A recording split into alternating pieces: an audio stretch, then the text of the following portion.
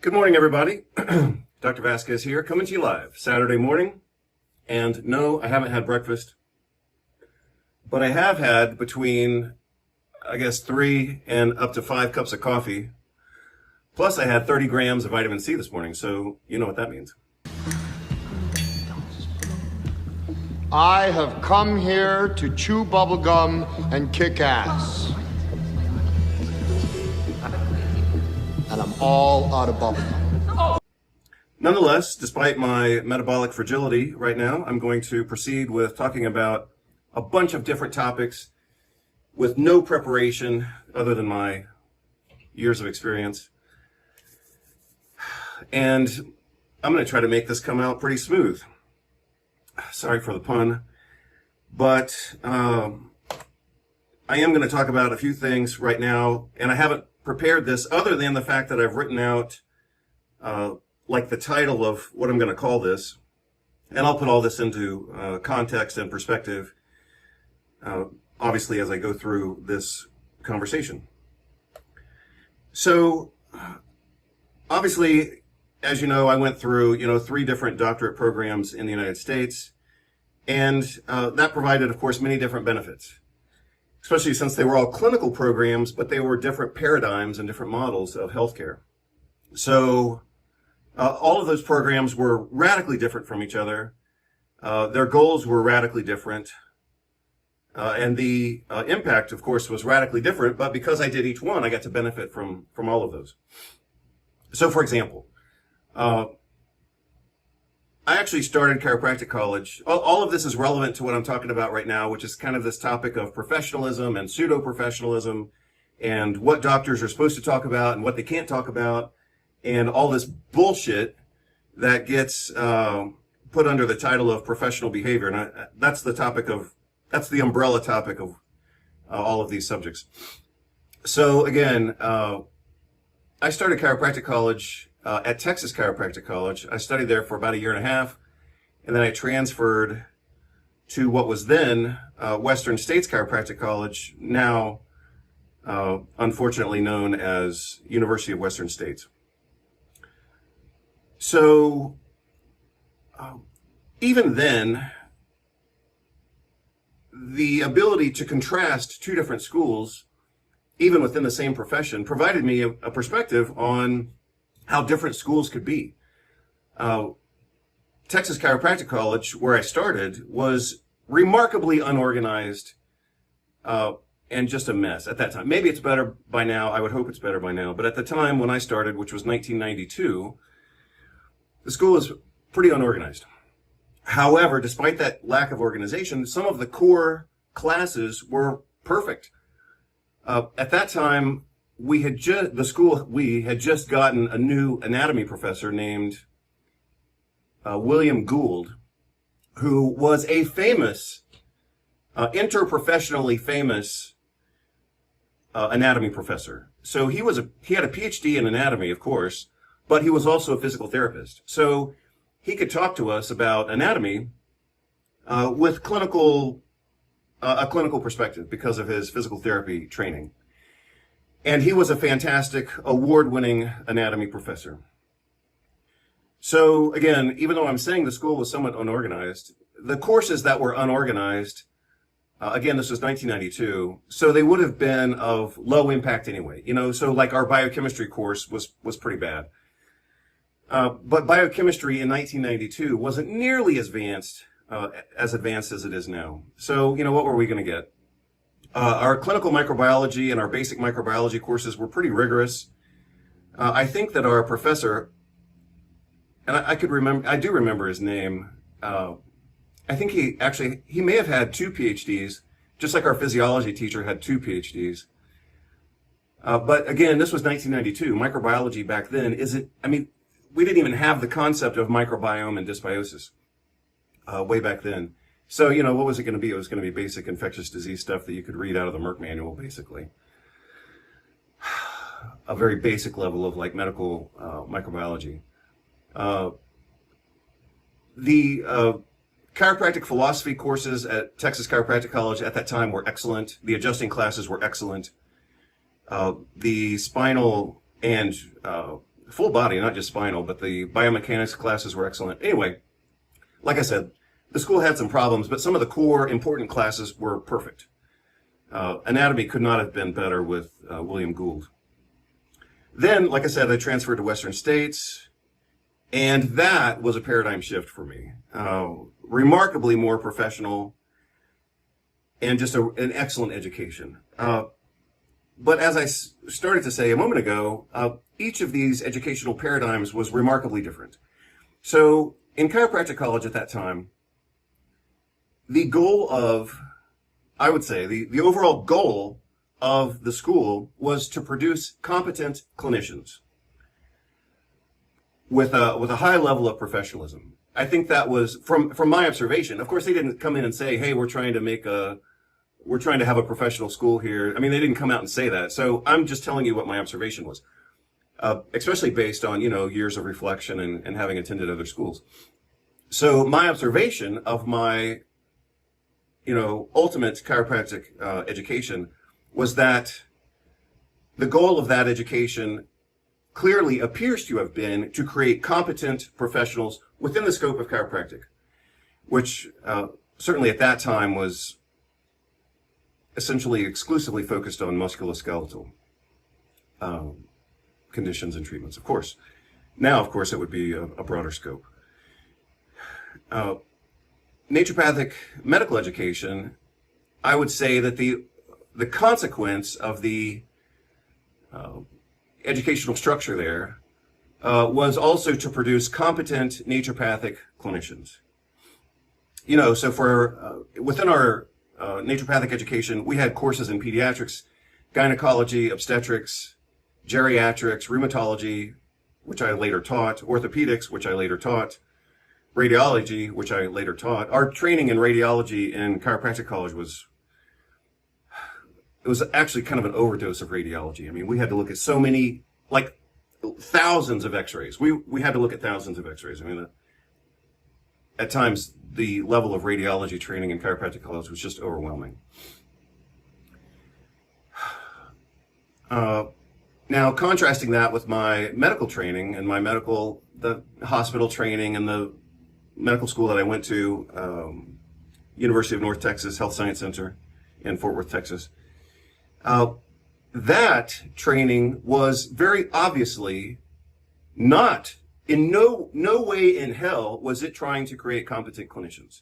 It was trying to create, and I have no doubt about this, they were trying to create competent test takers to make the school look good through exam scores.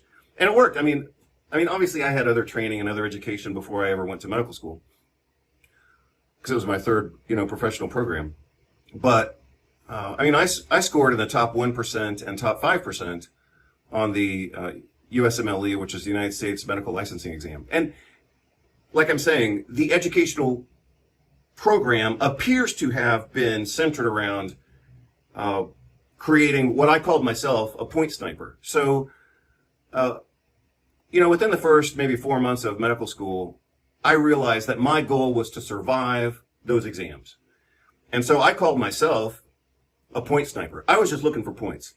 And so when I would read, when I would study, I was looking for whatever, because I had been a professor, because I had been a teacher before, I knew how teachers think and thought. So as I was reading the material, of course, I could tell where a teacher was likely to pull the information for an exam. And so, like I said, I just became a point sniper. In contrast to being a point sniper like I was, my friend David, he actually wanted to learn the material and be a good clinician. And that was almost his downfall. So, again, I'm very super clear on this, that my medical education was designed to create good test takers who were very compliant and rule following and who did what they were told and basically were set up to be slaves to the hospital system, because medical education these days doesn't really train students to become good clinicians like I was accustomed to in chiropractic and naturopathic education. Medical education these days is really designed to create medical residents. So the training centers around a lot of memorization, a lot of rule following, a lot of long hours because they're trying to train you for the fact that you're about to work, between 80 and 120 hours a week. And so it's kind of a work hardening program, not necessarily an educational program with the intention of creating a good doctor. They're trying to create somebody who can work long hours and shut up and follow the rules. Anyway, but again, I noticed that distinction between different educational programs. In chiropractic and naturopathic medicine, professionalism meant, showing up on time, being well dressed. You studied the material before you showed up. You're studying on your own. You're acting like a professional. In medical school, very clearly, professionalism meant obedience. They expected you to show up on time and well dressed and all this kind of stuff, but they also expected you to shut the hell up and suck it up and follow the rules. So I'll give you two examples from my own experience in medical education. The first week of medical school, I got called into the vice president's office, and he said, "You are unprofessional." This is the first fucking week of school. He says, "You're unprofessional and you are a threat." They're telling me this. He says, "You're a threat to the public health," right? He says, "You're unprofessional and you're a threat to the public health because you haven't been vaccinated against hepatitis B." So they were about to kick me out of medical school, the first week of medical school, because he said I was a threat to public. He actually said I was a threat to public health for not having it's just so absurd. But that's the medical paradigm. A big part of the medical paradigm is shut up and follow the rules. So this ass with his little bow tie, who wasn't anywhere near as healthy as I was. I was super athletic back then. He's telling me that I was a threat to the public health for not having a disease that I hadn't been vaccinated against. I was like, what the fuck is that? But anyway, that's part of the medical world, is absolute stupidity and compliance. Like in medicine, compliance is a really important word. We want our patients to be compliant. If the patient doesn't do exactly what we say, then we say that we document in the chart that they're non-compliant. But the doctors are also expected to be compliant with a bunch of bullshit. And that's called being professionalism, which of course I would call pseudo-professionalism. The other example, let's see. I did have another example. So the first one was in the first week. The other example of, darn it. I'll have to pause the video, I guess, to remember what I was thinking of. Maybe I should have, or maybe I shouldn't have another sip of coffee, but let's see.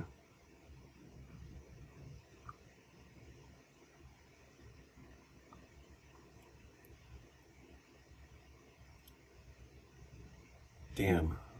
Oh, yeah. Okay, so now I remember the other case. So this is another medical school experience I had. In my third or fourth year of medical school, I was doing rotations through urology, I suppose. And this attending physician, the doctor who was supposed to be my teacher for the day, he was about to do, or supposed to do, like a pelvic exam on this African-American woman who obviously I didn't know anything about her, and I'd never seen her before. I'd never seen this doctor before either. So he says, "Come here, medical student, go into room number 5 or whatever it was." He says, "Go in there and do a gynecologic exam on this woman." Right? Well, in medical school, we had no training whatsoever in how to do a gynecologic exam. Nothing. Zero. Absolutely nothing. In contrast, in chiropractic college, we had been fully trained in how to do pelvic exams. In naturopathic school, we had been fully trained in how to do gynecologic exams. But in medical school, we had no training whatsoever in how to do a gynecologic exam. In fact, somewhat relatedly, I learned how to deliver babies, not from a class in medical school, but from one of my classmates who had learned it like the day before. He says, "This is what they told me, and this is how you do it." And I was like, shouldn't our training be a little better than this? We're supposed to be a top-ranked medical school in the United States, and I'm learning how to deliver babies from one of my fellow students who just learned it the night before.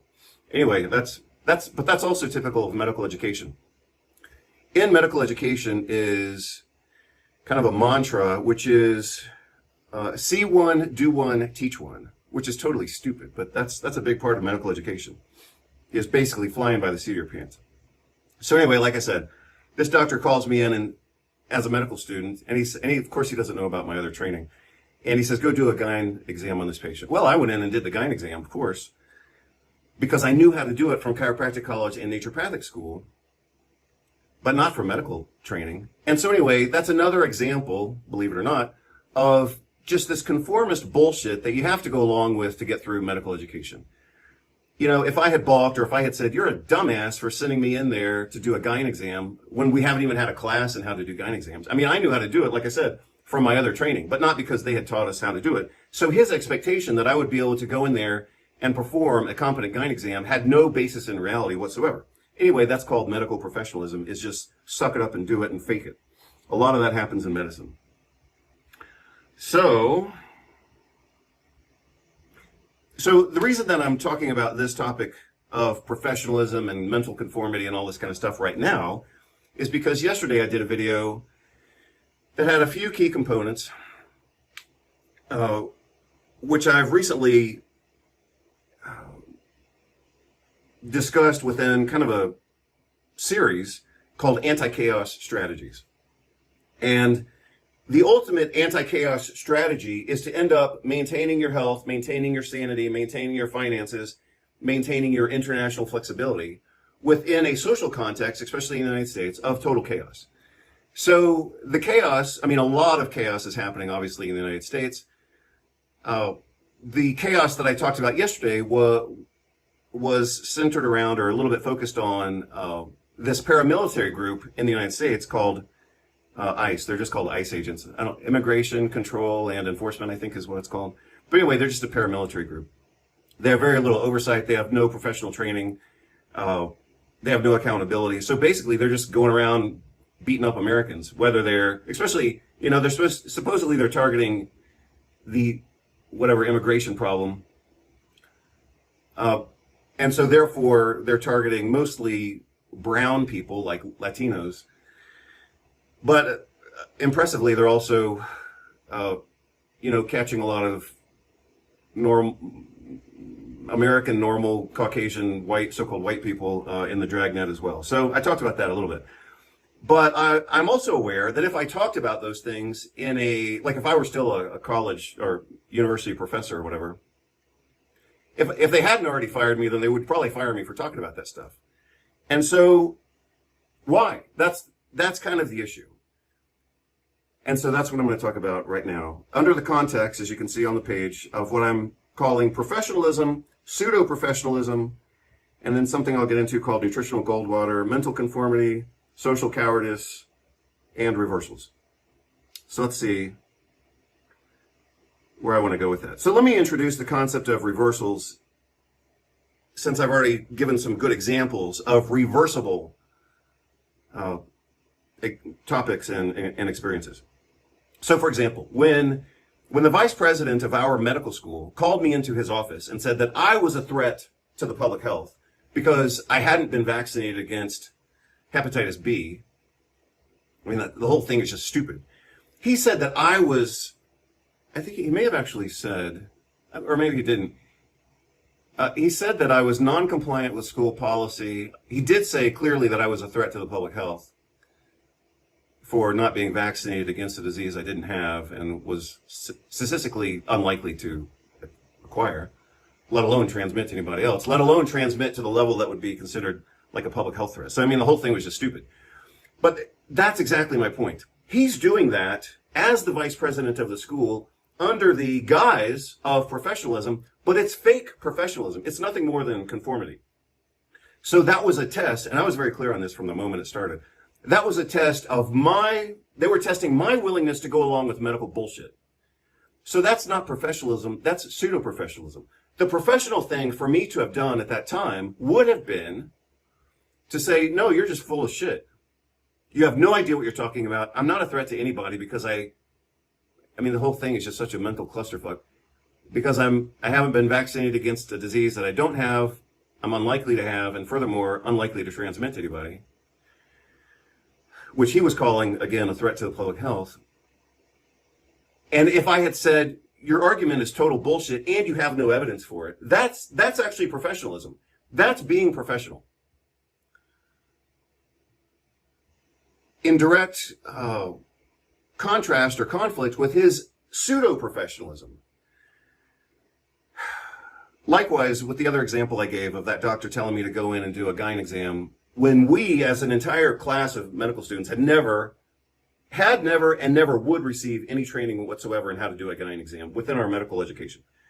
So the professional thing for me to have done would have been to say, no, you're wrong for trying to harass me into doing something that I'm not properly trained for. That would have been professionalism. Putting the brakes on his bullshit would have been professionalism. But I had to go along with it because that's what they called professionalism, even though it was pseudo-professionalism. It wasn't professional. It was irresponsible on his part. It was irresponsible on the part of the school to allow him to even be in that position of power, to kind of coerce me into doing things that were inappropriate. But again, I'm distinguishing here professionalism, true legitimate professionalism, from pseudo-professionalism, and that's what I'm calling a reversal. If I, or if you, or if we could take the exact opposite position and say, no, that's the real professionalism. The real professionalism isn't going along with stupid rules and then calling that professionalism when it's actually the reverse of professionalism. So again, what I am distinguishing here, and what I would like for you to be able to distinguish from this conversation, or at least start to, is the distinction between professionalism, pseudo-professionalism, and one of the litmus tests, so to speak, for distinguishing pseudo-professionalism from professionalism is, can you just fucking reverse the whole damn thing? Can you reverse it? If you can reverse it and still call it professional, then it was probably pseudo-professionalism. So a lot of this has to do with mental conformity and social cowardice. So I'm not going to talk about those things because I think it'll be intuitively included in what I talk about here. So I do want to talk about something that I created this morning called Nutritional Goldwater. So let me see if I can draw on the screen here. I guess I'll choose red, but not for any particular reason. Nope, it's not letting me do that. I don't know why. Oh, maybe because I can't mix text with writing script. So I'll just write it out in long form as soon as my computer lets me do that. Let's see if I can do this. Yeah. Oops. So the Goldwater rule in medicine and especially psychiatry, the Goldwater rule is you cannot talk about politicians, basically. Especially politicians,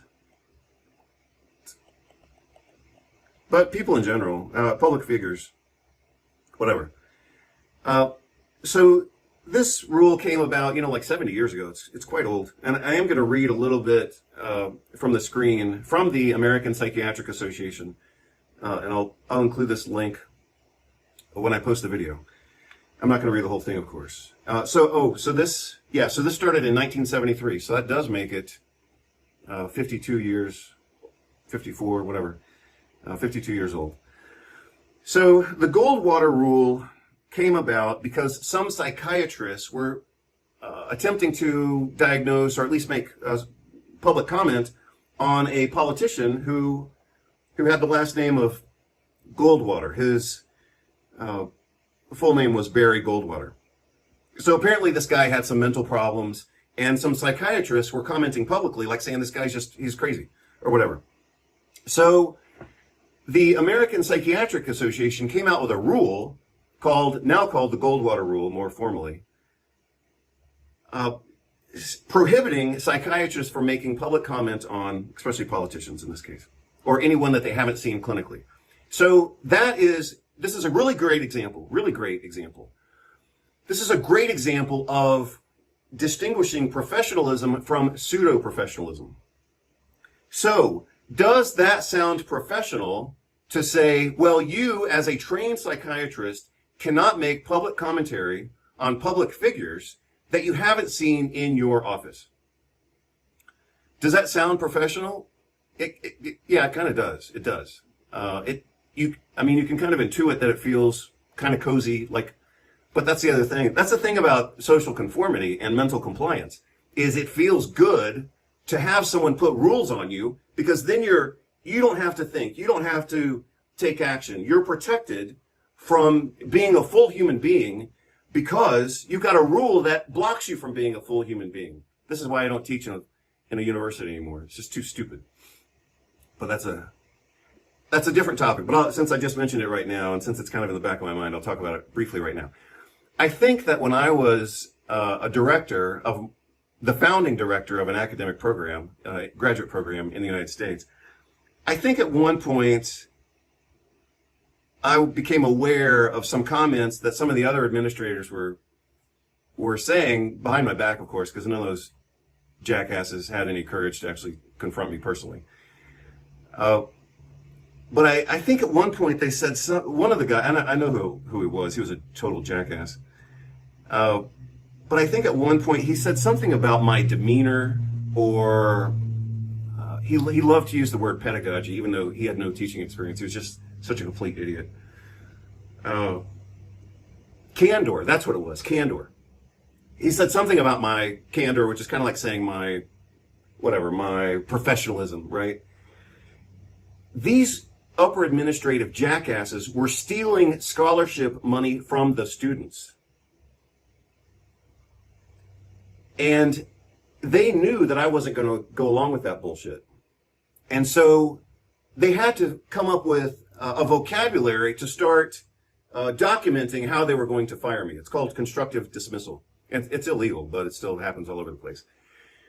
But in order for them to sequentially document how and why they were ultimately going to fire me, they had to start coming up with this bullshit about how my candor wasn't appropriate for the school, or how I wasn't an institutional fit, even though I had been a professor on that campus and I graduated from that school and all this stuff. Oh, I mean, I couldn't be a better fit for the school. But let's see, candor, demeanor, stuff like that. They were trying to use the language of professionalism, but it was pseudo-professionalism. They were stealing money from the students. They were stealing money from the academic program, my academic program. They were going to Europe on money that should have been in my program, and they wouldn't even buy our teaching assistants like the books that they needed for the class. So let's say that we're teaching a class on whatever, and all the students have to buy this book. Obviously, it would be a big textbook. This is just the one that I have next to me. I should probably use a different example. This would probably be a better example. So let's say that the students in my class have to have, a $100 textbook, and I have to have teaching assistants to, help manage 160 students. The administrators wouldn't even pay for the teaching assistants to have access to the books because they were trying to undermine me. But those same idiots were the ones that were documenting that I was unprofessional while they're blocking me from being able to teach. They're stealing money from my program. They're stealing money from the school. They're taking European vacations during major institutional events, and then coming back and saying, well, I don't want to hear anything. I don't want to hear bad. This is exactly what the president told me. He said, I don't want to hear bad news. I only want to hear about solutions. I mean, these people were just complete unprofessional jackasses and idiots. And I wrote a whole book about it last year. But they were using the language of professionalism to try to control me. And so that's just another example. Let's go back to Goldwater. So let's talk about I'm going to talk about right now the Goldwater rule specifically, but then I want you to understand it conceptually. The specificity of the Goldwater rule is that as professionals, we're not supposed to comment on politicians. And apparently the rule still stands, because the American Psychiatric Association still has it on their website, even though it was published in 2016. I'm going to read a quote from that article, and then, like I said, I'll post a link to it. So that's the specificity of the Goldwater rule. The broader conceptualization of the Goldwater rule is that you're not supposed to have, you as a medical professional, as a clinician, you're not supposed to have a personal opinion, especially on anything political. So, like I said, if I say that President Trump has clear, I mean, he fits every criteria for malignant narcissism, or at least narcissistic personality disorder. I mean, he fits all the criteria for that. If I say that as objective data, that's professionalism. That is looking at criteria. Maybe I'll look up the actual criteria right now since I talked about it. That's looking at objective, established clinical criteria, applying it to a public figure, and saying, hey, this is reality. This, we've got whatever. Let me see if I can find it. I'm going to look up a checklist for narcissistic personality disorder. Yeah. So let's just go through a quick check. 12. Let's see. That one has. Let me see if I can. I'm trying to find something somewhat official. So, not that I respect this organization, but I am going to look at a page from the Mayo Clinic just because they're a medical organization. Oh, so this is a pretty long list, and I don't want to go through all that. I'll post it on the page when I post this video. But just looking at the list quickly, Trump obviously meets all of these criteria. And it's kind of, like I said, it's kind of a long list. I'm guessing it's about 15 to 20 items. But, so, I mean, Trump meets objectively. This isn't being anti-Trump. It's not being political. I'm just saying this is reality. This is what healthy thinking is. Healthy thinking is looking at reality, accepting it, and then dealing with it. If psychiatrists and medical organizations have codified a list, a checklist for criteria for narcissistic personality disorder, then that is reality. That is medical psychiatric reality. If I apply that reality to Trump, I'm still just dealing with reality. That doesn't make me a bad person. It doesn't mean I have Trump derangement syndrome. It just means I'm saying these are the criteria. He meets all of these criteria, not just some of them. And that's just reality. But if I were to do that as a psychiatrist, that would be labeled unprofessional. So that's a very clear example of what I've touched on now a few times, which is you have to see that what gets called professionalism a lot of times is just bullshit and mental conformity and cowardice. So for another way of looking at this, as I already said, is that if I accept that definition of professionalism, the comforting part of that is that I'm alleviated from decision making. So it actually helps me save mental energy because now I don't have to think about this. I can accept their definition of professionalism, even though it's bullshit. I can accept that easily because it's comforting, because it relieves me of the responsibility to actually think. So like I said before, one way of testing the true value of so-called professionalism is to see if you can reverse it. Could I make the argument that my role as a doctorate level professional, doctorate meaning a terminal degree, like that's as far as you can go beyond, like postgraduate training. But in terms of like formal education, doctorate is as far as you can go. That's why it's called a terminal degree. Could I argue that I have a responsibility to make public comment on politicians and political events? Could I argue that I have that responsibility? Yeah, I can. So doctors, for example, are trained, supposedly, very little. I mean, I got more of this in chiropractic college than I ever got in medical school. But doctors are supposedly trained in critical thinking. And that's some bullshit right there. But in chiropractic college, we actually did get trained, especially in some of the ethics classes and classes related to laboratory analysis. And that's a perfect example. And this is an easy way to distinguish between like doctorate level professional abilities from the abilities of the general public, including like journalists and political commentators who haven't been trained to a certain level of analysis. Obviously, they've been trained in other things. I'm not saying they don't have any training. And I'm not saying that they can't make critiques. But I'm just saying they don't have what we have, and maybe they have other things. But for example, we in clinical care, including chiropractic, naturopathic medicine, and so-called conventional medicine. It's not even conventional. I mean, that's another stupid thing. But we get training in things that the general public doesn't even know about, like sensitivity, specificity, positive predictive value, negative predictive value, things like that, that play a role in the way that we analyze things, especially laboratory testing. That's the context where we learn those things, but it applies outside of that as well. I mean, some of those concepts can be applied more generally into other, even clinical diagnoses, like I'm talking about right now. So,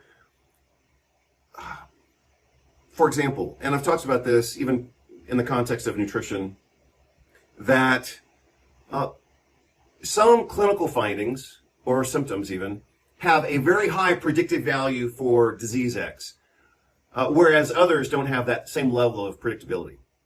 So, for example, fatigue, depression, those are very non-specific symptoms. But if a patient comes in with white scaly plaques that bleed when you take one of the plaques off, then that's super specific, right? So that's a distinction between something that would have a high predictive value versus a low predictive value. It's not the greatest example, but I think you get what I'm talking about. If I see a patient with fatigue, abdominal pain, and that could be anything. That could be an intestinal tumor, it could be anemia, it could be food poisoning. I just saying, fatigue and abdominal pain. If they have fatigue, abdominal pain, and a unilateral headache, then that makes a huge difference. If they have fatigue, abdominal pain, and garlic breath, that makes a huge difference. Obviously, we would be thinking then of selenium toxicity, as I reviewed in one of my other recent videos. So, doctors do, as I am saying, doctors do have a certain level of language and training in critical analysis that the general public doesn't have. So the idea that doctors shouldn't make commentary on public events or politicians, and you can reverse that. You can say, oh, well, you have to be professional. You should only talk about medicine. Watch how I flip this in just a moment. You should only talk about medicine. No, but our training is to analyze people. Our training is to observe events. Our training is to differentiate between, a low payoff indicator from a high payoff indicator. So the argument could be completely reversed, that we not only have the right to do it, but that we even have the obligation to do that. So that's an example of a reversal. If I say, I was thinking about the video that I did yesterday. I was thinking about it this morning and maybe a little bit last night. I was thinking, if I said these things to a class on a campus, I could get fired maybe for saying that Trump is a narcissist. Or maybe I could say slightly more objectively, without the conclusion, I could say Trump meets all criteria for narcissistic personality disorder. And he also shows clear signs of confabulation. I could say those things. That's objective reality. But if I were to say that objective reality on a university campus, I could end up getting fired under the title of unprofessional behavior, even though I'm actually being highly professional. I'm looking at reality. I'm applying diagnostic criteria to the clinical reality that we see, and I'm saying these fit this person. Here's the other thing. The Goldwater rule specifically states that you can't make a psychiatrist can't make a diagnosis or an assessment on someone that they haven't seen clinically. Well, what is that? That's a way to control the entire population of psychiatrists. The other thing is, if I were a psychiatrist and I were interviewing, let's say, whatever politician that came into my office, and I interviewed that politician, let's say as somebody who has some mental disorder or whatever, I would be basing my evaluation on a one-time interview that maybe takes 30 minutes or maybe takes an hour. Now, contrast that level of evaluation with looking at someone's behavior over the course of 8 years through video clips and commentaries and quotes in various different situations over the course of time. Which one of those is going to be more accurate? A 1-hour interview? I mean, anybody can bullshit their way through a 1-hour interview. Or looking at 8 years of evidence in multiple settings. Which one of those is going to be more professional for making an assessment? Well, I think you should be able to know the correct answer there.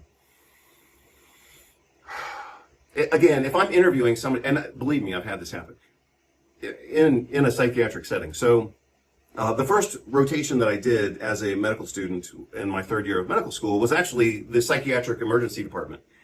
And I mean, those people can bullshit like you've never seen. And they bullshitted me. I mean, obviously I was much younger at the time and much more susceptible to bullshit. But I had the first guy I ever saw, I remember very clearly. This guy comes in and he had been brought in by the police, and I had to interview him with, of course, no medical training in doing this. But I had received training in counseling in my naturopathic education. So I knew a few things, but nothing from medical school. So I'm interviewing this guy and doing, the intake form and all this kind of stuff. This guy had just come in from the police or maybe in an ambulance from some type of psychiatric event. And he told me he's a military veteran. He told me he had some, chronic injuries from being in whatever American war had happened around that time. And so one of the ways that we completed our intake for these people was we had to call their families and say, hey, Bob Smith just got brought in by the police, and he told us he's a military vet with chronic pain, and maybe the guy was taking drugs or whatever, I don't know. So anyway, I had to call and talk to this guy's mother, and after I had already been convinced of this guy's story, and she says, this was in Texas, so she says, honey, that guy is so full of shit, and she's talking about her own son. She says, that guy is crazy, and he is lying to you with every word that he says. So anyway, that's exactly my point. The Goldwater rule states that medical professionals cannot publicly assess politicians. And that if I were a psychiatrist, I could only make an assessment, which obviously I wouldn't be able to make it public if I had made the assessment. So look at how that works. It's basically a gag order on professionals to assert their professionalism through their professional training by making a professional and reasonable commentary. So look at, I hadn't thought of this until right now, but the Goldwater rule supposedly prevents mental health professionals from making public comment on politicians if they haven't seen that seen that patient in their clinical practice. But if they do see that person in clinical practice, then they're prohibited from commenting on that as well because of confidentiality and, right to privacy and all this kind of stuff. So either way you look at it, the people with the most training in assessing mental health, medical psychiatrists, are blocked from making a public assessment of what's going on. That only leaves the consequence of that. So let's reverse the whole thing. What's the consequence of that? That the public is denied a professional perspective on hugely important topics like, is your politician mentally ill? So that's a pretty big damn deal. I hadn't seen it that way, but it's a complete gag order. If you haven't seen the person, you're not supposed to talk about it. If you have seen the person, then you're blocked from talking about it as well. So the rule is, under the umbrella of professionalism, the rule is basically trying to say that no one can talk about this. Well, that's bullshit. So let me show you what they state here. Here it is. So this was written in 2016, but it is still on the website of the American Psychiatric Association. This is titled The Goldwater Rule, Why Breaking It is Unethical and Irresponsible. Her quote is, simply put, breaking, by the way, sometimes when people say simply put, or this is simple, or this is basic, or whatever, sometimes that's true, but sometimes it's a way to get you to turn your brain off and just sit down and shut up. So she says here, simply put, see, she didn't need to say it that way, but she's trying to dumb this down. So intuitively, she says, simply put. That's actually strategically brilliant in a way. Simply put, she says, breaking the Goldwater rule is irresponsible, potentially stigmatizing, and definitely unethical. Definitely unethical, she says. Well, let's reverse that. Is it irresponsible or is it responsible for a trained doctorate level mental health professional to offer an assessment? That's actually, that's what they, the psychiatrists specifically, that's what they're trained to do. Why would that be irresponsible? because you haven't seen the person in your office? Well, like I said, anybody can bullshit their way through a 1 hour interview. So what is of higher value? A 1 hour interview in your office, or 8 years of looking at objective data in different settings and watching the progression over time? I mean, that would be way more objective. That would be way more responsible. So let's say that a mentally ill politician is going to go in for a psychiatric assessment. They know that they're going to that appointment. They can take tranquilizers if they have anxiety. They can take stimulants if they're dopey and drowsy. So they can self-medicate for the purpose of passing their psychiatric evaluation. And yet, the American Psychiatric Association is saying that that's the gold standard. I mean, see how easy it is to reverse that? So she says it's irresponsible. She also says it's potentially stigmatizing. That's kind of dumb. I'm going to read to you the definition of stigmatizing.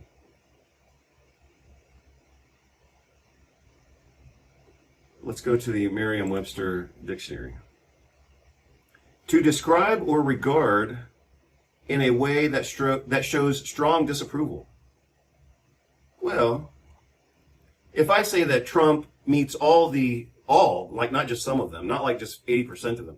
If I say Trump meets all the criteria and descriptions for narcissistic personality disorder, I'm not showing disapproval, which is the definition of stigmatize, which is the word that was used from the American Psychiatric Association.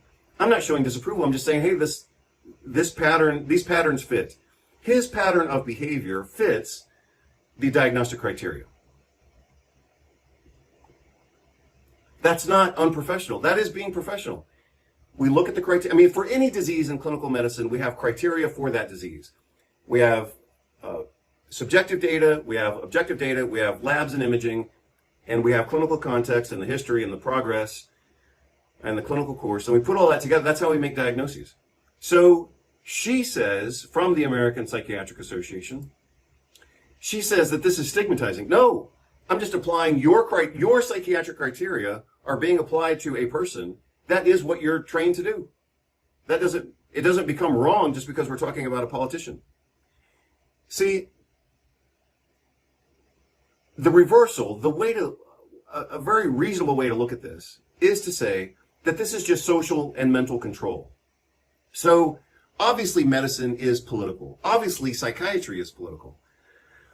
They have to control their goal as a political body is beyond profit, of course, but it's to control the population and to control the population of patients, but also the population of psychiatrists. So they have to make rules to control their own population, their own internal population. And then she says this is breaking the Goldwater rule of making a public comment on a politician. She says this is definitely unethical. Okay, well, could we reverse that? Could we say that it is your responsibility to do this? Yeah, we could. You're trained to do this. Through the miracle of television, you have access to decades of data showing this person's behavior in different settings over the course of time in a way that's unprepared or unprotected, so to speak. So again, if I were a psychiatrist and I want to interview a politician to evaluate his or her mental health and emotional health and personality disorders, if I were to call that person into my office, they can fake it. If they're sleepy, they could have taken stimulants before they showed up. If they're overstimulated or anxious, they could have taken a beta blocker or a tranquilizer before they show up in order to mask their responses. So a 1 hour interview would be the worst way to evaluate a patient, in contrast to having a decade of videos showing their behavior and their response and their treatment of other people in various different settings. So again, among the many things that I have touched upon, one of the things that I've been aware of for many, many years is the distinction between real professionalism and pseudo-professionalism. And as I stated in the title, one of the ways to differentiate that is, can you reverse it? So I've talked about all that. And without being overly explicit on a lot of these things, you should be able to intuit what I've talked about in terms of mental conformity and social cowardice. So let me talk about nutritional Goldwater. And this is a great, I just made this up this morning as I was doing some exercise, but this is a great example. So let me just clarify the Goldwater rule. Goldwater rule is you can't talk about politicians if you haven't personally seen them for a 1-hour visit, and that would be a long medical visit. You can't talk about politicians if you haven't seen them for a 1-hour visit, because that would be, watch this, because according to the American Psychiatric Association, that would definitely be irresponsible,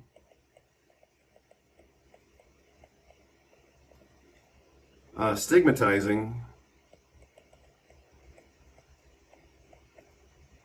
and definitely unethical.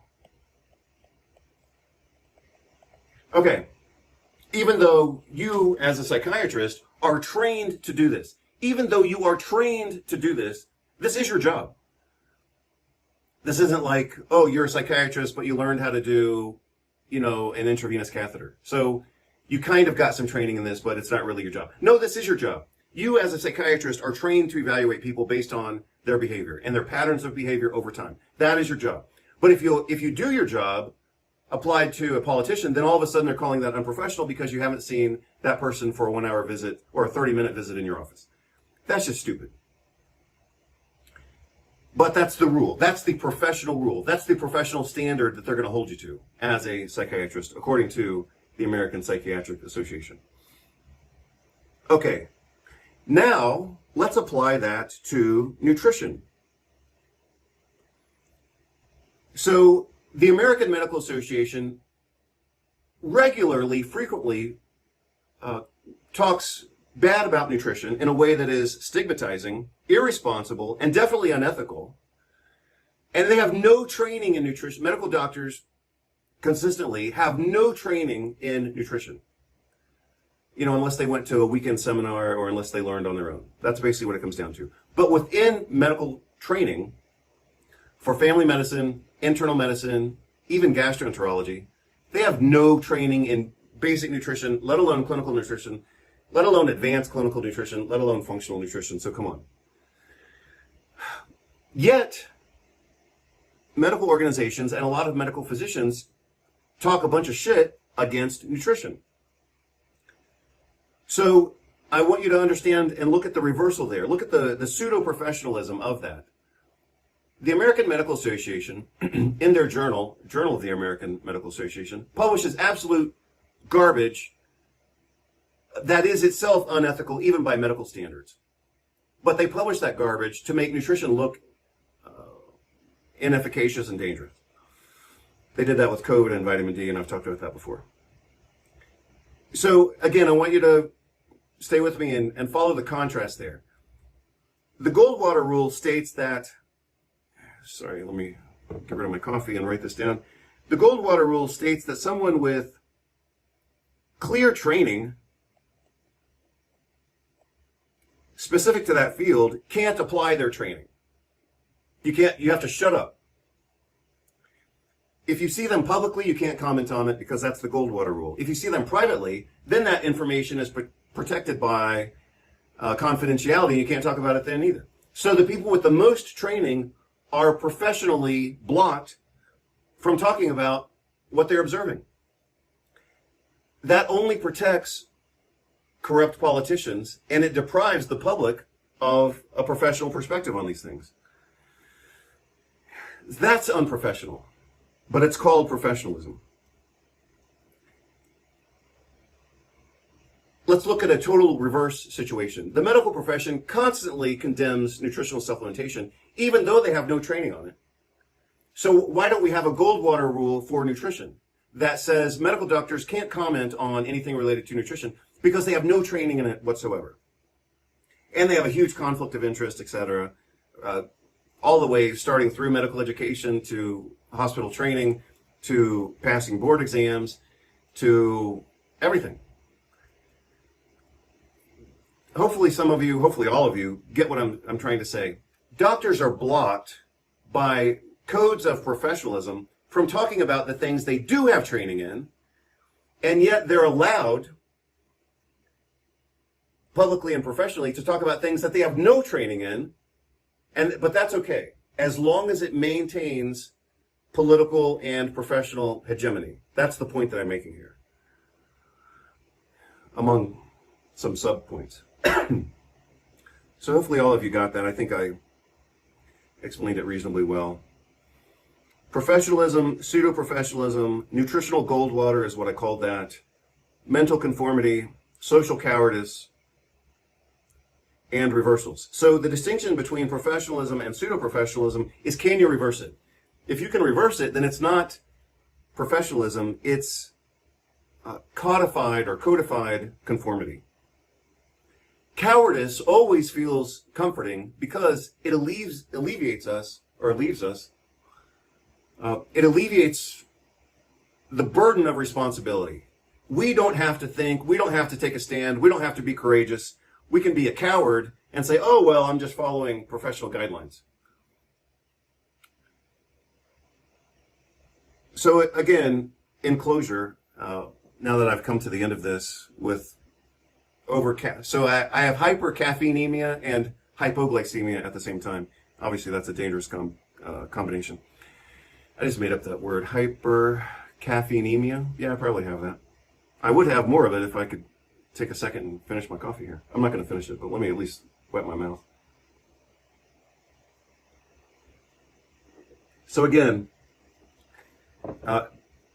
the reason that I brought up this entire conversation is in response to my own video that I did yesterday. If I were still a employed university professor, and I said, your president is poisoning your food supply by deregulating the pesticide industry. If I were to say that, even though it's objective data, it's sourced to numerous reputable sources of information, and it has direct health consequences. Let's say I'm teaching a nutrition class, and I say, the current government administration is intentionally poisoning the food supply. That's objective data. I mean, that is reality. But if I were to say that on any campus internationally, at least in the United States, if I were to say that on an American campus, one of the students, if not directly from the administrators, somebody would complain about that.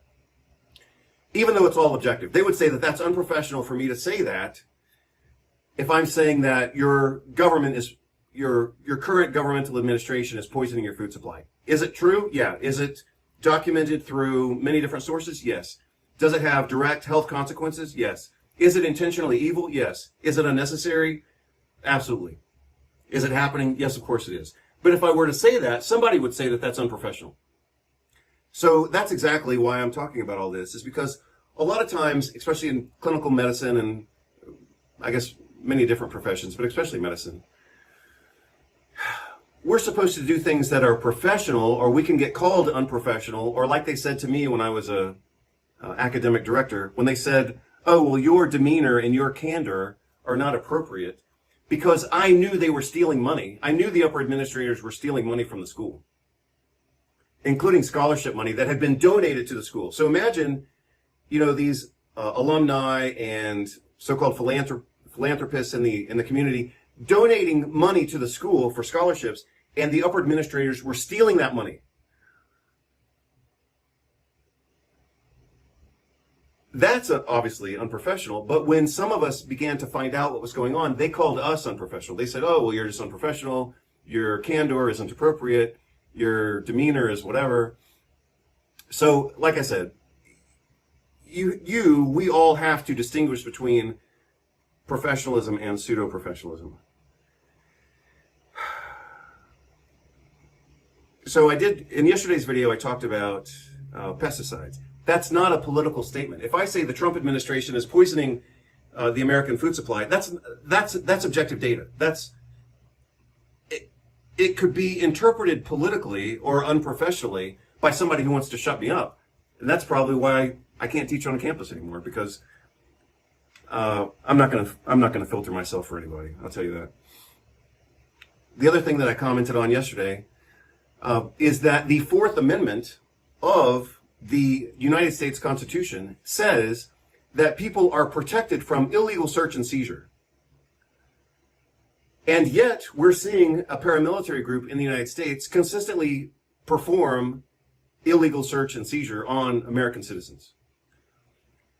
So if I say that this government enabled paramilitary organization is violating the American Constitution, specifically the Fourth Amendment, if I say that that's happening, that is objective data. That's not a political statement. That's not being anti whoever the president is or being conspiracy theorists. That's objective data. The Constitution of the United States, Fourth Amendment, says people will not have to suffer under illegal search and seizure of their body, possessions, papers, etc. That's objective data. So I'm not being political if I say that the government is violating its own constitution. That's just objective data. But again, what was kind of recycling through my mind last night is that if I had said the truth on, especially an American university campus these days, then somebody would call that unprofessional. So I think I've made that point clear by now. That's how I wanted to kind of couch or cushion or frame the video that I did yesterday. And I think that's all I want to talk about right now. So anyway, I'll let you take a look at the video. If you haven't seen it already, again, I just posted it last night. I posted it yesterday afternoon. I made a few changes to the video just to make it a little more clear. And then I reposted it actually today. So if you haven't seen it yesterday, then you can see it today. I hope you're all doing well. Take care. This has been Dr. Vasquez with hypercaffeinemia and hypoglycemia at the same time. Hope you're all doing well. Take care. Have a great weekend. Bye-bye. I am going to focus on protective strategies. So if I talk about politics and the chaos that's going on as the introduction, so to speak, you'll just have to wait it out because eventually I'll get to the part that's protective and beneficial and biochemical. You know, if you want me to talk about magnesium, I can talk about magnesium, obviously. But we can't just bury our heads in the sand and talk about magnesium and say, oh, well, everything's going to be okay if I take magnesium. No. Constitution of the United States of America, Fourth Amendment, protects against illegal search and seizure. The right of the people to be secure in their persons, houses, papers, and effects against unreasonable searches and seizures shall not be violated. As a grandparent, and I experienced something firsthand today that I will never forget in my life. And that is, we were called here to see if there were ICE agents who had the audacity to come and try to arrest and kidnap people leaving church on a Sunday morning.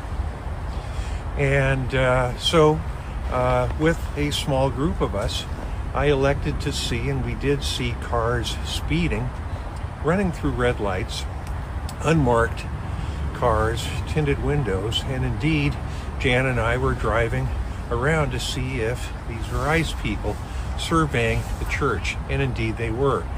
We turned into a parking lot and were greeted by approximately 4 unmarked ICE vehicles with agents who immediately stopped us and pointed semi-automatic weapons in our face, asked us to roll down the windows, threatened us multiple times with arrest. I mentioned to them, or I asked them if they had a warrant for my arrest. They said, we don't need one. Wow. And they continued to threaten us multiple times, pointing guns at my wife and I's face. And we were kind of trapped because we had come in and they jumped, they came toward us right away with their guns. And so the only way out was really to back up too. Jan was very nervous. I was scared. I've never had. I've Never had two guns. I've never pointed had. at I've never me. had a gun pointed at me before in my life. And to think that these individuals represent Our government. our government, Right. and here I am, we're a retired couple, and this is terrorism. Wow. They took pictures of my car and my license. It's a personalized license that I made in memory of my grandchildren, and they mocked it. They were acerbic. They were obviously not trained at all. I've known many police officers in my life. These people were right off the streets. They just had collected their $50,000. No level of professionalism. Zero. They Oh my had the gosh. professional demeanor of What happened to the criminals. Miranda rights? The Miranda rights. None. No. Nothing. Just unprofessional. They were like the insurrectionists. You saw pictures of at the Capitol, and here they're terrorizing an American retired couple. It's unbelievable. It makes me ashamed. I couldn't agree more, sir. I'm just very, very ashamed. Of course. Especially the fact that this is my own government that for years I paid taxes to, peacefully existed, that is now my enemy.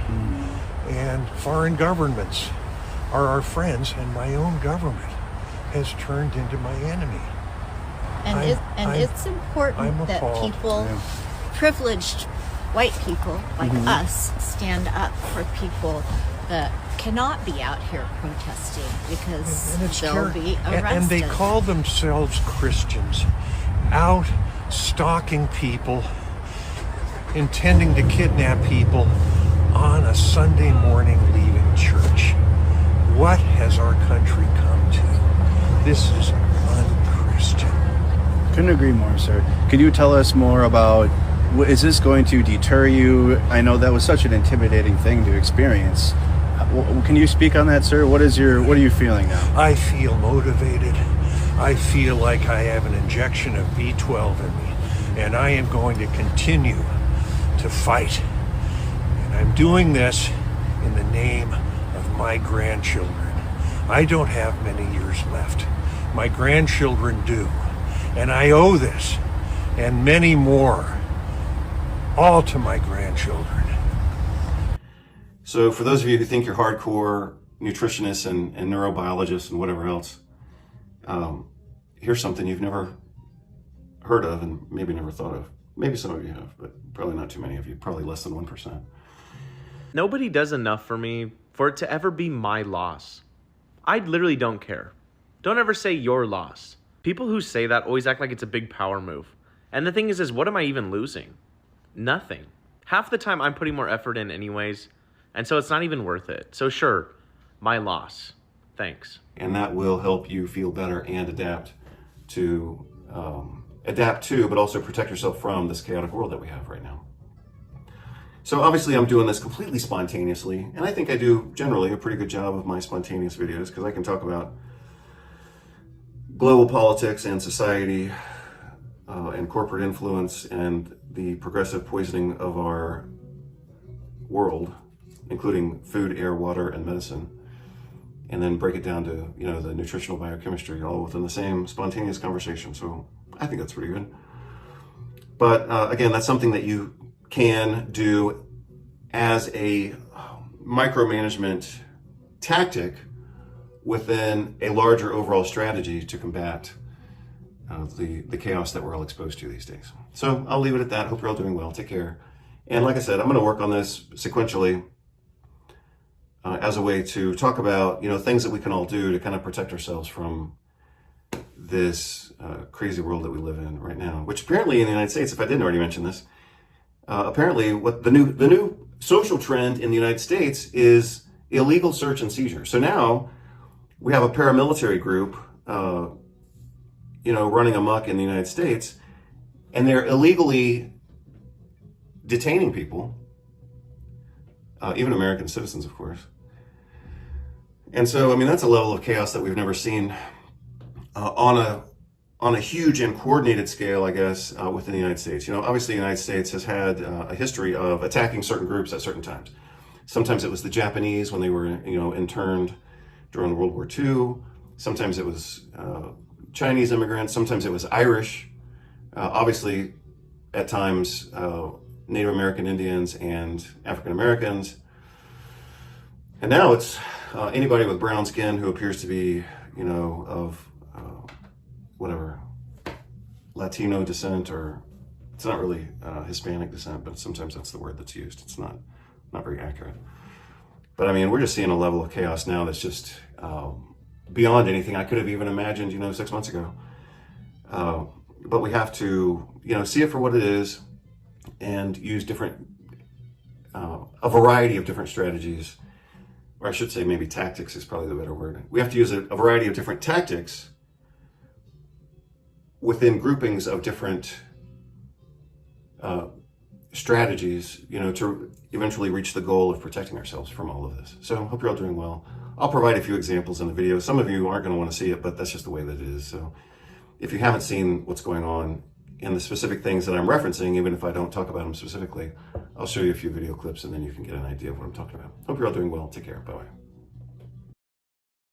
Constitution of the United States of America, Fourth Amendment, protects against illegal search and seizure.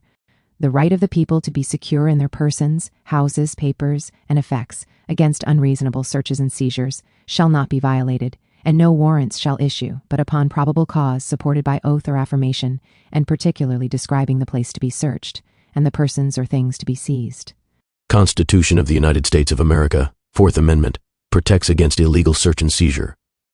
The right of the people to be secure in their persons, houses, papers, and effects against unreasonable searches and seizures shall not be violated. Joining me in studio today is George Redis. He's a Ventura, California native and a U.S. Army veteran who was taken by ICE and detained for 3 days without charges. He's now suing the federal government for the illegal detention. If you wouldn't mind just explaining, what happened. So that day, July 10th, I was going to work as normal. I was pulling up to the main road that my work is on, and there's just cars piled up. It was chaos all over the place. And so I make my way through all this because even though this is happening, I still got to go to work. Eventually, I get to the front of where everything is happening, and there's a line of agents lined up across the road, all in gas masks. I put my car in park. I get out, close my door, and I stand right beside my car. I don't approach them. I'm not getting in their face. I tell them I'm a U.S. citizen. I'm just trying to get to work. I'm not here to protest. They were just completely hostile. They were just telling me to get the fuck out of there, that I'm not going to be going to work today. I ended up asking for a badge number just to let work know, I'm try to go into work, and I wasn't able to. One of the agents got super upset over that. He tries to step forward to try to approach me, and it takes another agent to step forward and hold him back. I'm not trying to escalate things further, and so I turn around to get back into my car, and simultaneously the line of agents starts walking towards me. They surround my car. I have agents on my driver's side, on my passenger side, pulling on my door handle, banging on my window, telling me to get out. I have agents in front of my car. I have an agent behind my car. Just all of them yelling at me to do different things, and so I'm sitting there just trying to figure out the situation, and they end up throwing tear gas into the protesters, and they throw tear gas behind my car, and it just engulfs my car in tear gas. And so I'm just trapped in the right lane in my car, just trapped with tear gas, trying to hold out as long as I can, eyes watery, trying to catch my breath. I couldn't see, and agents on my driver's side, agents on my passenger side, I'm just in there coughing, pleading with them I'm trying to leave. Eventually my driver's side ended up giving in, and it shattered. A glass flew into my leg. Immediately following it shattering, another agent sticks his arm through and pepper sprays me in the face. They end up dragging me out of the car. They throw me down, and I'm basically like a rag doll, not fighting, just letting them do whatever. An agent comes and he kneels on my back, and then another one comes and he kneels on my neck, and the entire time they're like that, I'm telling them I can't breathe. I was just trapped in my car with tear gas, trying to catch my breath. You guys just pepper sprayed me in the face, and now you guys are kneeling on my neck and back. I'm telling you guys I can't breathe.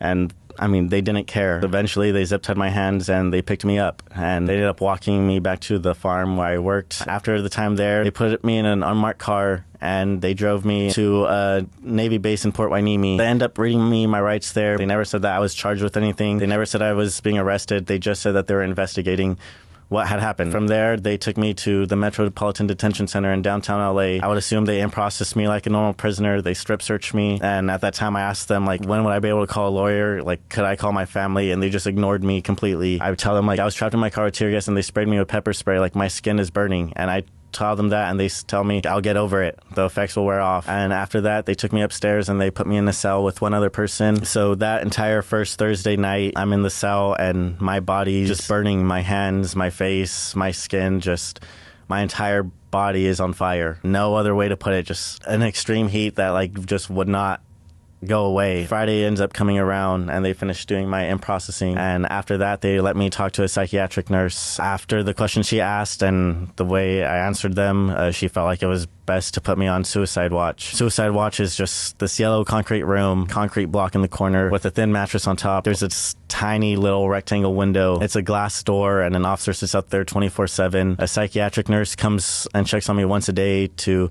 make sure I don't kill myself. They leave the light on 24/7. I'm in there naked in a hospital dress, and I'm like that from Friday morning to literally the point I'm released. And so Sunday morning, close to afternoonish, comes around and an officer comes up to the cell. He walks up and he just says, I'm off suicide watch and that I'm going to get released. I'm there for a couple more hours. And eventually another officer comes up and they open the door, they walk me downstairs, they give me back my clothes. They said that I was free to go, that all the charges on me had been dropped. That wasn't good enough for me. And I asked them, so I was locked up in here and I missed my daughter's birthday for no fucking reason. And it was just the loudest silence ever. Never heard anything back from them, never nothing.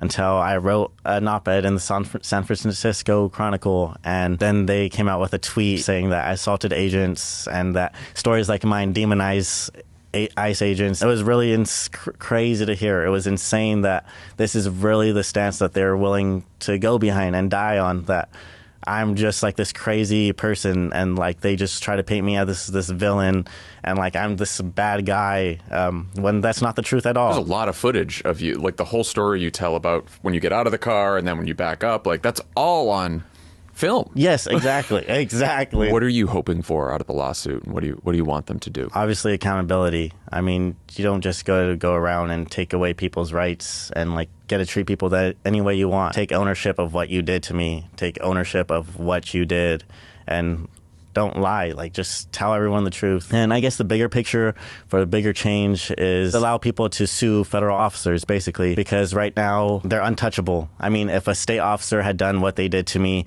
I would be able to go to court right now and file a lawsuit for everything that happened. But it's the fact that because they're federal officers, I show up to the courthouse and they tell me basically there's no clear path for you to file a lawsuit. So they shut the door in my face, and not only my face, but for everyone that's filing a lawsuit currently. And so my bigger goal is to amend that statute, make it where to every single person could get accountability and justice for what happens to them. Constitution of the United States of America, Fourth Amendment, protects against illegal search and seizure. The right of the people to be secure in their persons, houses, papers, and effects against unreasonable searches and seizures shall not be violated, and no warrants shall issue but upon probable cause supported by oath or affirmation, and particularly describing the place to be searched, and the persons or things to be seized. Constitution of the United States of America, Fourth Amendment, protects against illegal search and seizure.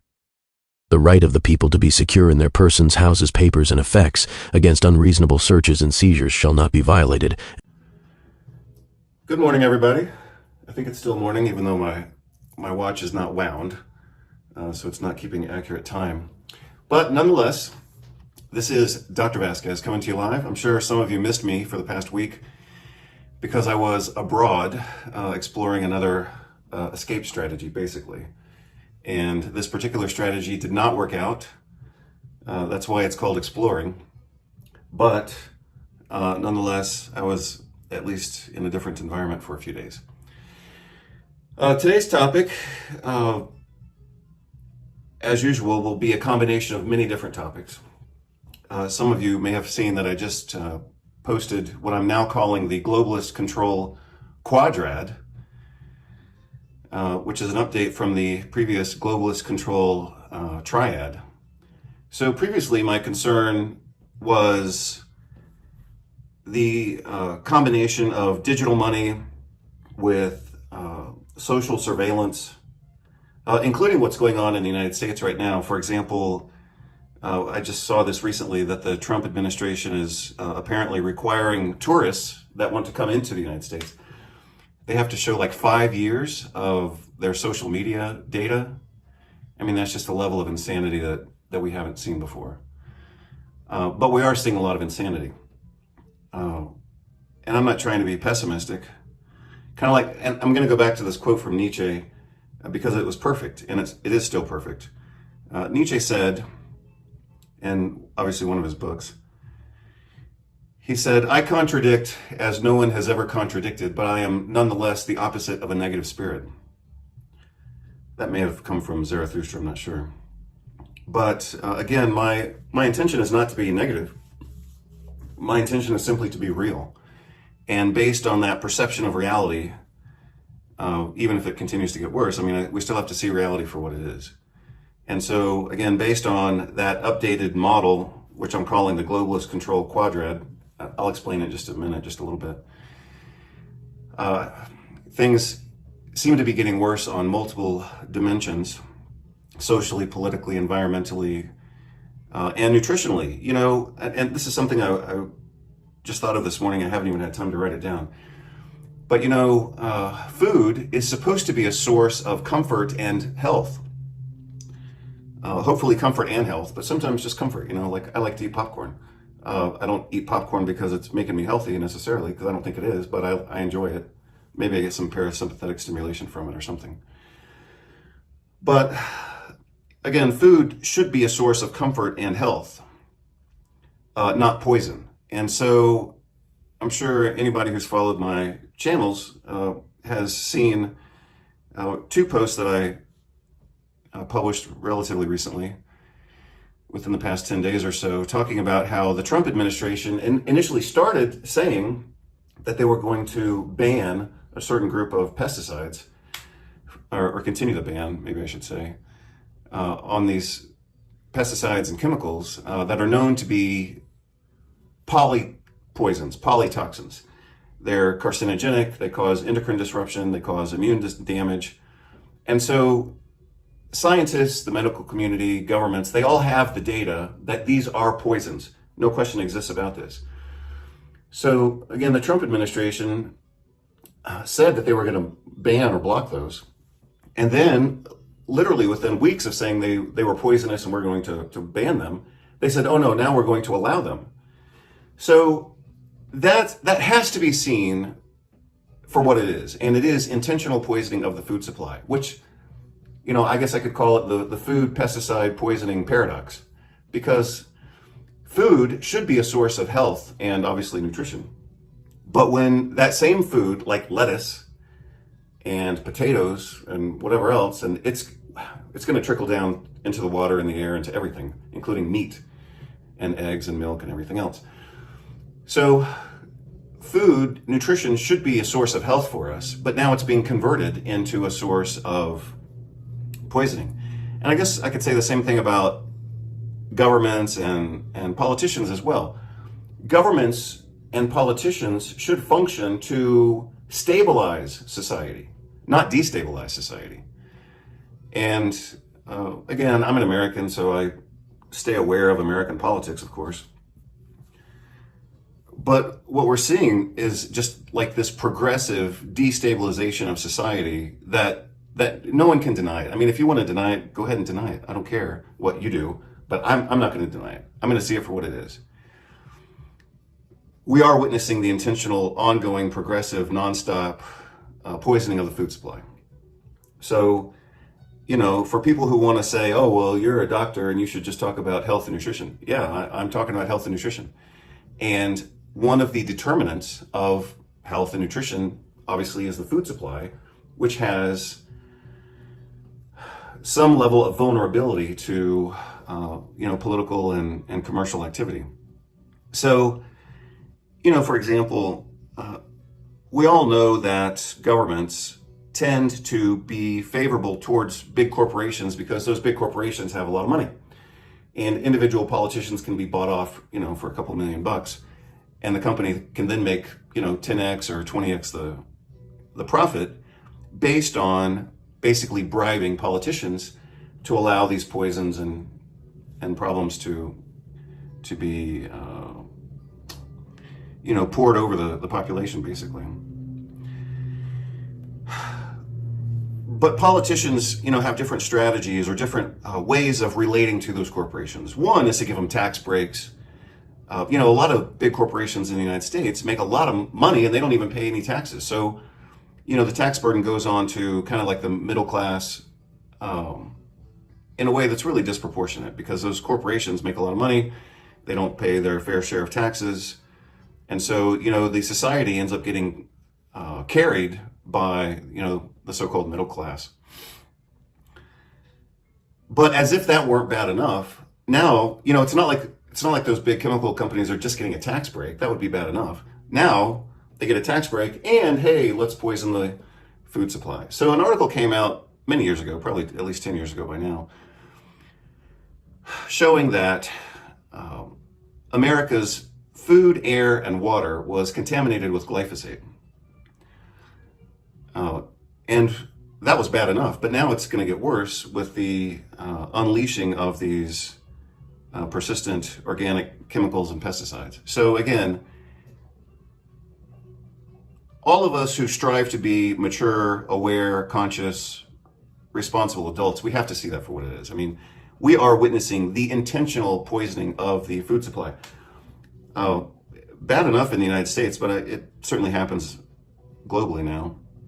I obviously read food labels, and for example, even last week when I was traveling abroad, I guess every country is someone else's abroad, but I remember the food in this particular area where we were was supposed to be good, and it was horrible.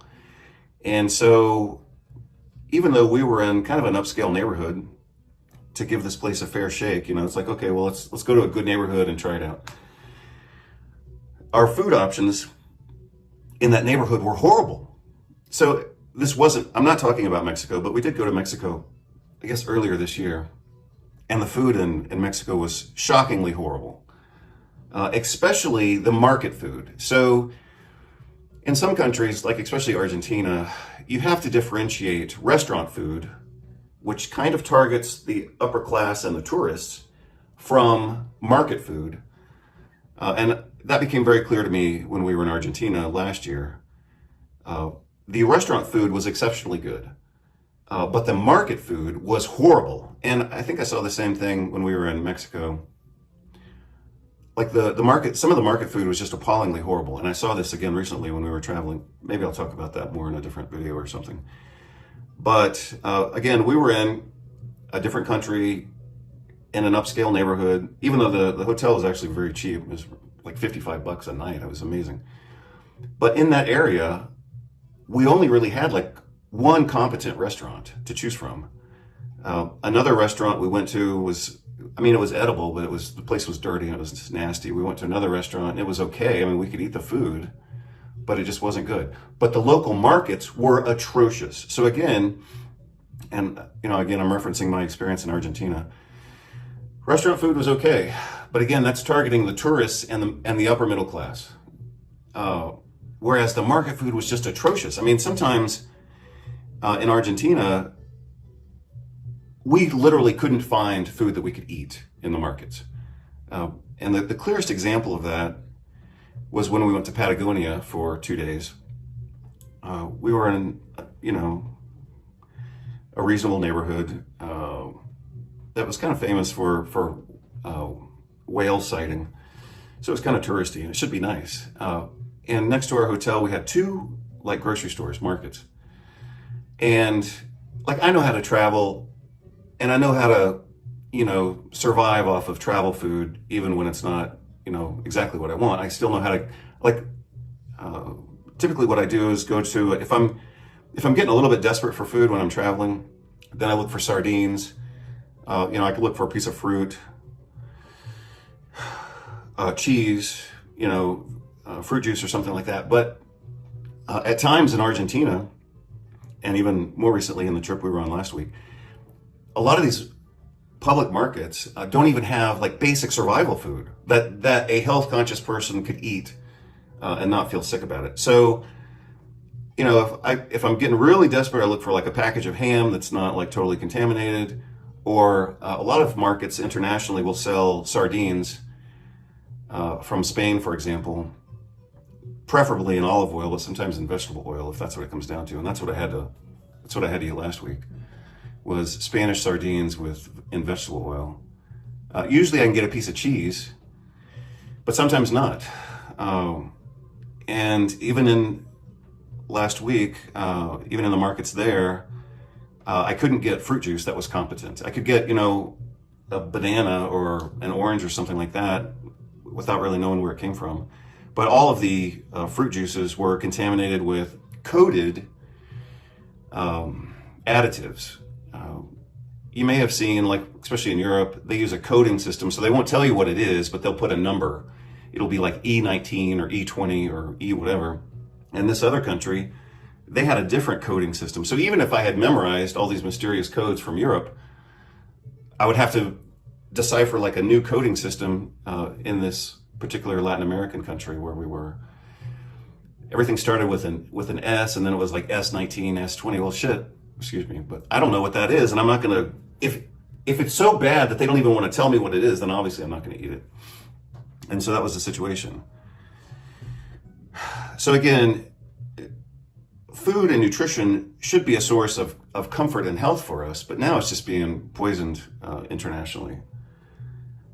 Obviously in some countries more than others. Some countries, I guess you kind of have to look at the middle ground, so to speak. Really rich countries like the United States have so much money and so much technology, and the corporations have so much power that the food is kind of poisoned because of all that constellation of corporate influence on the food supply, including all the way to the highest levels of government. I remember a couple of years ago, you could see this in my books, but specifically in the section on diabetes and hypertension, I had reviewed, this was back in 2009, 2010, the guidelines from the American government for the prevention of diabetes it was a blueprint to cause diabetes. So I remember one of the recipes that the United States government had published, one of the recipes for the prevention and treatment of diabetes was called sunshine rice, which was rice, white rice, prepared with orange juice. I mean, it can't be any more glycemic than that. So from the highest levels of, in this case, I'm talking about the American government, the food recommendations are bogus, the food supply is poisoned. And so that's an example of a rich country using technology and corporate influence to manipulate and poison the food supply and the food guidelines. But in extremely poor countries, you also see kind of the same thing, even though they don't have quite as much, obviously, money and technology, because they're dependent on imports, for example, from the United States, and just things that don't make sense. So one time, for example, I was in Peru, and like I wanted to buy an apple, and the apple was from the United States. Well, I mean, come on. Latin America, especially Colombia and Brazil, those are the two most biodiverse countries on the planet. They should obviously be able to make their own food, and in this case I'm talking about fruit. Obviously they're tropical regions with various different climates to support food production. So a Latin American country like Peru shouldn't have to import apples from the United States. I saw that in Colombia too, even more strangely, I guess. Colombia is the second most biodiverse country in the world, and many years ago, this was about 2013, when I was in Colombia, I saw some of the fruit was being imported from Italy and the European Union. Well, I mean, come on. Colombia is the second most biodiverse country on the planet, second to Brazil, which is 7 times bigger. Why would they be importing, fruits and vegetables from Europe? I mean, it just doesn't make any sense. So again, the richest countries seem to be kind of subject to food poisoning, just like the very poor countries as well, due to, again, political influence. So, yeah, I'm a bit, as you can tell, a bit overwhelmed with, the kind of the progression of things over the last couple of months, I guess. And I've already said this, but I'll say it again for those of you who want the context or haven't seen the previous videos, but I did a video a few months ago And the kind of the subtitle of that video was International Flexibility is the New Stability. And that was just kind of a general idea of saying, hey, you might want to be flexible in where you live and your ability to respond to, you know, these ongoing changes. And then I did another video when we were traveling, and I was like, whoa, things are getting kind of weird in the United States. And they just keep getting weirder and weirder. And I don't really care that much about politics. I try to paradoxically be aware of it, and I also try to ignore it.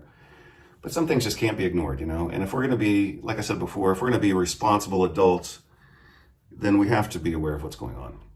I remember back in 2014, when the United States was having a bunch of race riots, I remember commenting to one of my medical mentors. His name is Patrick Donovan. He was one of my mentors at Bastyr University. And it's just on Facebook or whatever chat, I guess it was Facebook. I remember telling him, I said, I can't believe I'm wasting so much time on this social and political stupidity because, you know, I want to focus on nutrition and health. And he very wisely responded to me saying, well, what could be more important than being aware of what's going on in your own community, in your own society, in your own country? I mean, you have to be aware of these things. So, you know, it's not my first choice to talk about these things, but we have to talk about them. So recently, just to give another example on how crazy things are getting, and then I actually am going to talk about something you can do to protect yourself, or a couple things. So in order to keep these conversations on anti-chaos positive, I am going to focus on protective strategies. So if I talk about politics and the chaos that's going on as the introduction, so to speak, you'll just have to wait it out because eventually I'll get to the part that's protective and beneficial and biochemical. You know, if you want me to talk about magnesium, I can talk about magnesium, obviously. But we can't just bury our heads in the sand and talk about magnesium and say, oh, well, everything's going to be okay if I take magnesium. No. So I think I lost my thread there for a moment. That's because I'm a little bit over-caffeinated and underfed. But that's typical for my mornings because typically I start out my morning drinking water and doing exercise, but also drinking coffee. But what I started to say just a moment ago is every time I talk about this stuff, I am going to talk about some practical things you can do to get yourself better positioned to deal with the chaos. And I'll give you a quick example, and you can see it in the background.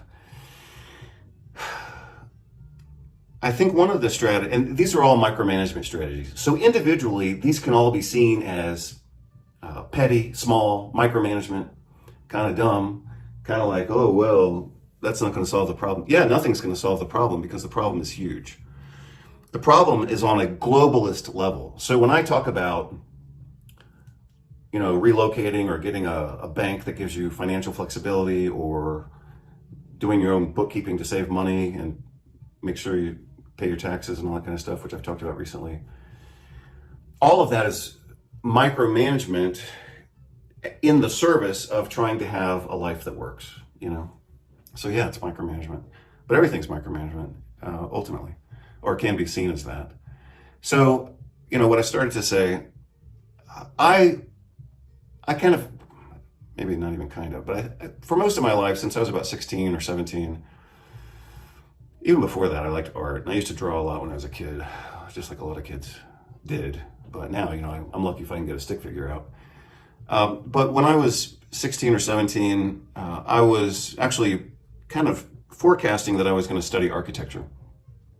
Part of the reason for that is because my uncle was an architect, and he had some positive and then sometimes negative influence on me. But anyway, I love art and architecture, and that's why I've filled my office space here with art and architecture. But that is part of my survival strategy as well. You know, you can look at the art that I collect or even print myself. I mean, some of these aren't any good examples, but sometimes I just take a photo and get it, you know, printed out as a poster or something like that and use that as art because it is art. But on level one, we could say, well, I like art and architecture and stuff like that, and that's why I collect art and architecture. But the way that I now perceive that is that it's actually part of my survival strategy as well, because I have a place, in this case, my own, home office, where I can be comfortable and be comforted by, the images and the art and the music and the furniture that's comfortable. Because where I live doesn't have any good architecture and very little art. And so I've had to create my own micro environment, But I do think that it kind of pacifies me and gives me a safe place to be. And I think we all have to including all of you, we all have to intentionally create a safe environment for ourselves. And that's part of surviving, global chaos. Everything just can't be chaos and sterility and, plastic furniture and aluminum chairs, We have to have a comforting environment. I'll talk more about that later. Maybe I'll make a note to myself so I don't forget it, because I actually do want to say more about that. And it's based on legit research. So maybe I'll just make a note to myself. I'm not going to talk about it right now because I want to try to keep these short. So one strategy for surviving chaos is you have to have a safe place, and for me, this is, one of my safe places. Another strategy that you have to have, I'll write this down, I'll talk about it more later, but you have to have, these days, you have to have a sleep strategy. You can't just go to bed and say, wow, I slept for whatever. These days, sleep just isn't sleep like it used to be. Like, oh, I'm tired, I'm going to go to bed. No, you have to use sleep as a chance to recover from the chaos of the world these days. And let's see, what else do I want to briefly touch on? And then I'll talk about these more later in more detail. But your environment, things that you actually touch can make a difference. And I'm going to talk about that more later. Sleep is very important, and you all know the basics. You have to have a night routine. You have to turn off blue lights, white lights, screen time. You have to start your wind down in the evening. I usually start winding down around 6 p.m. because a lot of times I go to bed at 8 p.m. And so that gives me 2 hours to kind of get in the sleep zone, so to speak, or at least start transitioning there. And as you all know, I'm a big fan of melatonin, and I've talked about it many times before. And I think that's part of my chaos management strategy, is to know that I'm going to get really good sleep. And yeah, so that requires, avoiding light in the evening, having a wind down strategy, not getting too stimulated or aroused by emails and videos and things like that. For me, videos and graphics, like I'm very visual. So watching videos and doing even my own graphics, if I do too much of that late in the day, then it just overstimulates me. So I have to start shutting that stuff off around 6 o'clock or so. Sometimes not. I used to work till midnight every night, but now I don't do that anymore. Let's see. So I'm going to talk about those two things later. And so I guess I could reasonably, well, let me just say one more thing, and then I'll get into the fourth strategy. I'm sorry. Yeah, so strategy number one is you have to create an environment that works for you, where you feel comfortable and safe and kind of separate from the world. Sleep is important. You got to sleep restfully. Sleep cannot be compromised in a world of such constant chaos these days. So it has to be a priority. And you're certainly free to use melatonin if you choose to do that. I think it helps. The third strategy that I'll mention, and again, I'll detail these out more later, but you have to exercise. We all have to exercise. And you have to create, sorry, I'm trying to write exercise. You have to create an exercise routine that works for you. And that's not negotiable anymore, especially when we're all kind of stressed out. So it has to be exercise with stretching. I'll talk about that more later. Based on some new data that I just saw today, which was published 2 years ago. But it takes that whole conversation to a different level. So you have to have an exercise routine that works for you and doesn't wear you out, because the purpose is to, strengthen yourself, not exhaust yourself like I did recently, because I started running again because I had this fantasy of doing another half marathon. And yeah, running kind of wore me out, so I may have to give up on that idea. I don't really care about running another half marathon, but I did start running again, and I paid the price for that. So let's see, exercise. So environment, sleep, exercise. And so right now I'm just going to talk about nutrition. And I'm going to talk about a specific nutritional intervention that you can use now, and that's reasonably affordable. I think it's quite affordable, but I'll get into those details in a different video, and can provide you multiple benefits. So for those of you who, again, whatever, I mean, I get, every once in a while I get some really stupid comments like, oh, you should just talk about nutrition, or you should just talk about medicine. So I'll talk about nutrition and medicine right now. I do have a level of expertise in kind of like neuroinflammation and pain management that I haven't even published yet. I have published, obviously, a lot of books on, my first book was Integrative Orthopedics, my second book was Integrative Rheumatology, my third book was on chronic pain management. A lot of that information now, of course, is in Inflammation Mastery, which is, 1,200 pages. It's a big book, obviously. But I've got information that I haven't even published yet because it's new to my own experience. When I had that bike accident a few years ago and I was paralyzed, my arm was paralyzed for a while. Yeah, I had to up my game. So everything that, let's see, that was in 2020. So everything that I learned to manage that injury, that nerve injury, and the chronic pain, I had complex regional pain syndrome for a while. Everything that I learned in that process, I haven't even published that data yet. So, like if you look at all my articles and books on pain, orthopedics, rheumatology, chronic pain, migraine, fibromyalgia, rheumatoid arthritis, I've got a whole nother paradigm on top of that I still haven't published. Maybe I'll publish it next year. Some of it anyway. But topic number 4 for right now is a specific nutritional intervention that you can use in order to manage stress and, this globalist chaos that we're all exposed to. This obviously isn't the solution to those problems. This is micromanagement. And so, for me, it feels kind of petty even to talk about micromanaging such a huge problem with a nutritional supplement. But we have to. We have to protect ourselves. And this is one of the ways to protect ourselves. So, again, for those of you who think and live and breathe in the world of biochemistry and neurophysiology, I'm going to introduce something to you right now that you've never heard of. And I just thought of this morning. Actually, I think I wrote it down, but I didn't write it out in front of me. So I'm going to introduce a new concept to you. And this will be the main strategy for today. I'm going to call this the tryptophan kynurenine paradox. So for those of you who think you're hardcore nutritionists and neurobiologists and whatever else, here's something you've never heard of and maybe never thought of. Maybe some of you have, but probably not too many of you, probably less than 1%. So, the strategy, the specific strategy that I'm going to talk about right now is the daily use, or maybe twice daily use, of a nutritional supplement